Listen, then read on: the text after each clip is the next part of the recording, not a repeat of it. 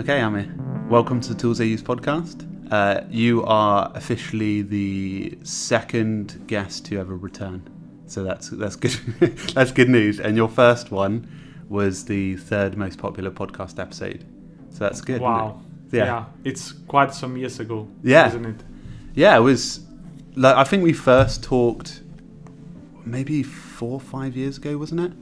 Over Zoom or maybe Hangouts or something like that. Yeah. Because I remember I was in my university dorm room and doing the call, and you were at home, I think.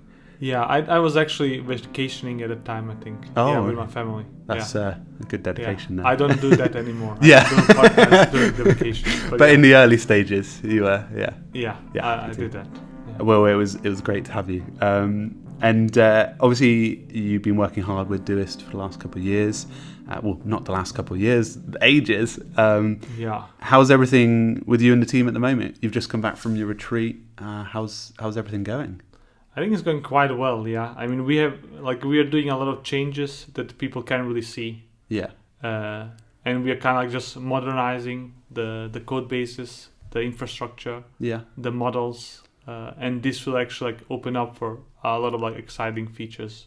Yeah. So we're really improving like the back end and also front end and just like the client. Yeah. So hopefully, people will actually see like much more stability. Like I don't know, we don't probably have a lot of like issues with stability, I think. No, you don't. Yeah. But the thing is like it can become much better, and we have actually found ways to do like much better engineering part. So that's something that we invest in. But the thing is like people don't really see that on the surface. But the thing is like if you really want to take this to a whole new level, like you have to have like almost perfect systems. And like the backbone has to be perfect. Else, like if you kind of like lose some data or something like that, it's very, very frustrating. Yeah, 100%. And you did a lot of changes to the iOS and Android apps, and obviously the Blue P3. I've loved it personally because I know it's changed the way that I use it on a day-to-day basis. Have you found that the user feedback's been good so far? Yeah, I think so. I mean, of course, like when we have so many users, always you have some people complaining. Yeah, of course. So and some people complain a lot. Yeah. But I think like most users actually like that change, and it kind of like makes it unified. And actually also the reason why we are doing these changes is like the upcoming features that are coming depend on having these features. So we also don't want drop like a nuclear bomb right away and just like destroy everybody's workflow. So we are doing that in stages. Yeah. You don't want to change too much, but you want to do it gradually. Yeah, and actually some of the changes that are upcoming, they're going to be very significant. Very exciting. One of my first questions was really about like intentional task management. I think there's like a lot more, like, from my own reading, there's a lot more like pieces about intentionalism and trying to be a bit more focused in what you do at work. And I always see Todoist as an app that is good at that because it has a clean interface, and I think it's very minimal in its structure, which I like. It's an app that I feel comfortable adding 5 tasks to and just getting with those during the day. Have you found that people have been using Todoist and following a similar methodology like intentionalism? Yeah, I mean, honestly, I think like there's different groups of people. And actually, most people, they don't really want complexity. They don't want to fiddle with their systems. They just want something that works, that can kind of help their, like their life and days, and get more structure into that. So also like the things that we're actually going to do like in the future is kind of like removing and reducing some of the complexity. So you can't fill that much with the system. Yeah. And basically we try to optimize for like the best ways of working with Todoist. And actually some of the big changes that are coming are like sections. So we actually already like have that in like Markdown format. Is it? It's Markdown? No, it's not. It wouldn't be. It's not. It's basically like sections are going to become like real objects. Lovely.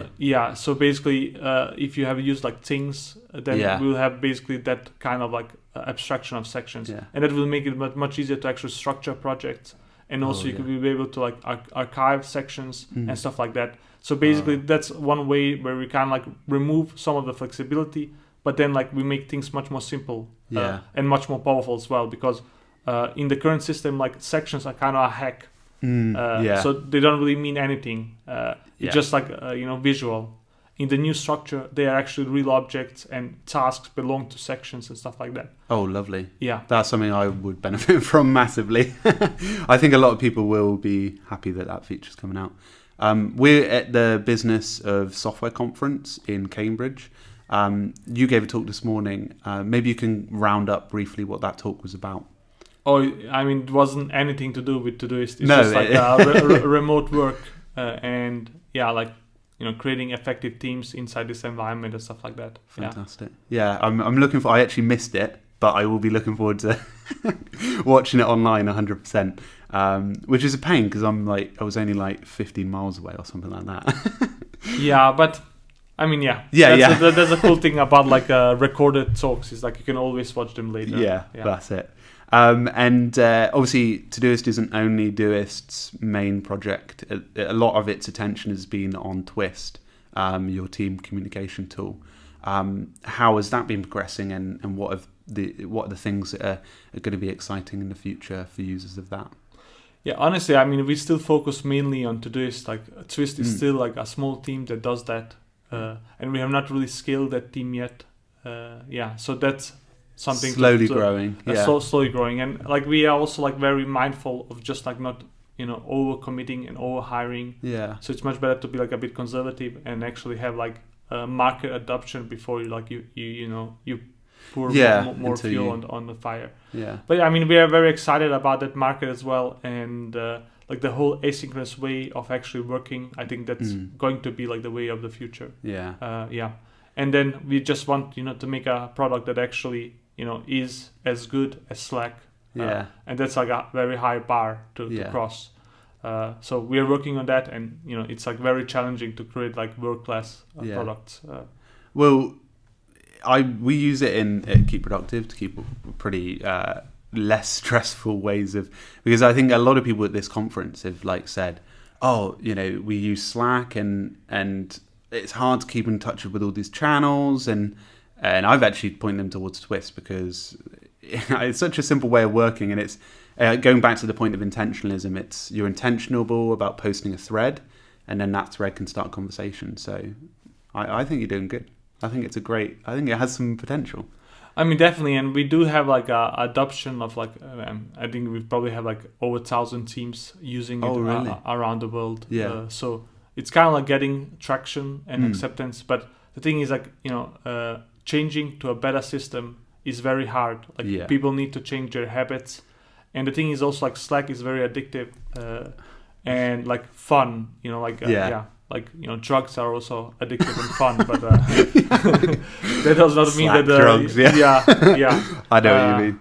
So like actually getting people to switch from their habits is incredibly hard, and that's kind of the challenge that we're also facing. Is kind of like this, like regardless of how good it is, it's still like there's a hurdle for people to cross, and as we learn more and explore more into this market, I'm pretty sure like more people will actually become aware that like maybe being online all the time, chatting all the time, chatting in like one-liners isn't the best for your like well-being or for your productivity. 100%. Yeah. Well, I think it's probably going to demand a lot of education around that topic, and I think if you want my opinion, I quite like the Ambition and Balance blog. I'm a regular reader, and I quite like that you explain like a topic that's quite, and obviously the content team puts so much work into that, so that's really good. And obviously you've been you've obviously been hard at work on templates, and now they're going down a treat with a lot of users. But your next sort of mission is boards, right? Obviously you've hinted at it, but have you got anything, any sort of clues on how far that is away? I mean, honestly, like there will be some bombs dropped before the boards. That's the thing. Because like in order to actually bring boards to this, we need to simplify the product. And something that I think many people will not really like that much is we're going to like kind of remove, or at least like that's the plan right now, Yeah. like multi indented tasks. Okay. Yeah. Ah. So I think some people will hate this. And Is that subtasks, right? yeah, so basically you have like tasks, you have sections, tasks, and subtasks. Yeah. You won't have subtasks. Ah, okay. And the reason is like most users actually don't use subtasks, Yeah. and they make like the whole abstraction much harder, the interface much harder, and it's actually very hard to make this work inside boards. Yeah. The thing is like, you know, we'll explore this. Maybe it doesn't really make sense right now. Yeah. So I can't really like say, okay, we are going to commit to this. But Yeah. that's at least the thought process. Like, in order to actually really do well, like boards, we kind of like need to go that way. Yeah. And another thing we're also like exploring right now, it's task details view. Oh, okay. Yeah. So basically, like each task will kind of become like a mini project where you have like overview of the subtasks, Yeah. and you'll be able to manage that, comments, files, like everything will kind of be related to like a task. card format almost. Exactly. Lovely. Yeah, and that's also like a change, you know, and that is basically going towards like the boards view, because in the boards view, like it doesn't really make sense to just have like one single task and without like any kind of details attached to it. Yeah. Yeah. So you almost like have to like change the structure of Todoist in order to get ready for this board's launch. That's quite exciting, though. Is it a lot of work? I can imagine as well. Yeah, there's a lot of work, and I'm pretty sure like a lot of people will also hate that. But the thing is, like, we kind of need to do these compromises. Like, in order to actually take the product to the next level, like, we need to do some compromises. You can't just add boards and have, like, you know, everything that we did 10 years ago. Or else it will just mess everything up and it will be even more complicated down the line. So Yeah. And people will not actually be able to use it. So it's, like, really about simplification as well, and, like, figuring out, like, you know, how can we make this more powerful, but also like more simple. Yeah. The thing is, you know, I'm just like telling you this, but I'm actually unsure how the future will unfold. So maybe like when we actually do the boards, they will be like a really bad feature, and we will actually not ship them. So, but you've got to work it out, and you've hinted at it already in terms of what it will look like, but it might not look like that at all. So it might be slightly different. Exactly. So that's something like, you know, like we actually changed how we actually do feature releases. So we actually want when we ship stuff that it's actually quality and not like some, you know, half-ass attempt to solve a problem. That's a good idea. And sort of like a final question to wrap up. Obviously, a lot of the Keep Productive community are Todoist users. I'm a Todoist user, a big fan of it, as you may know.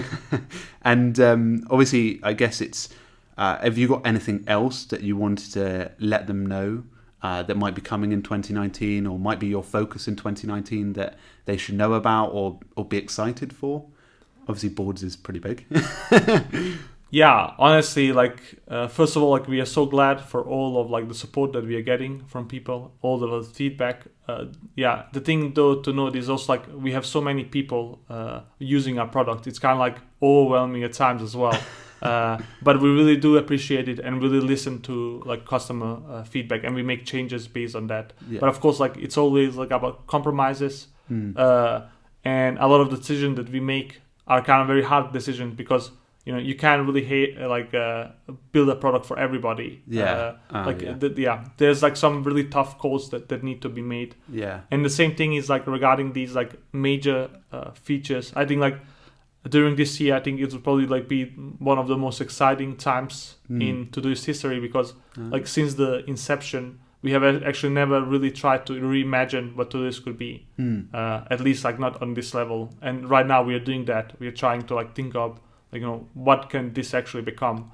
And I hope, you know, we that we do this, we kind of like make a product that's much more better, and that can kind of help people even more in their lives and in their work and stuff like that. Well, that's really good. Well, thanks for. Well, it's weird because I don't have to go like, bye on the phone, isn't it? Thanks for taking the time out to do the podcast. And have you got any final messages of where people can visit you or find you on social media? I mean, you can follow me on Twitter. It's Amix, AMIX 3K. I actually tweet a lot. So Yeah, you and do. also sometimes I also tweet like features that are upcoming or just like things that we are thinking about. Yeah. So you can follow me there.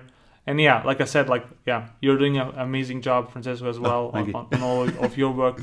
And I think there's like a cliff like in the productivity space, because a lot of people are still struggling, creating their own systems and actually like applying all of the knowledge. And I think that you have like two groups of people, like people that really are like super geeks about this and know everything, and then people that don't know anything. And I hope like kind of we can also like shift, so we have like more people that maybe know a bit but not everything. I think that's healthy.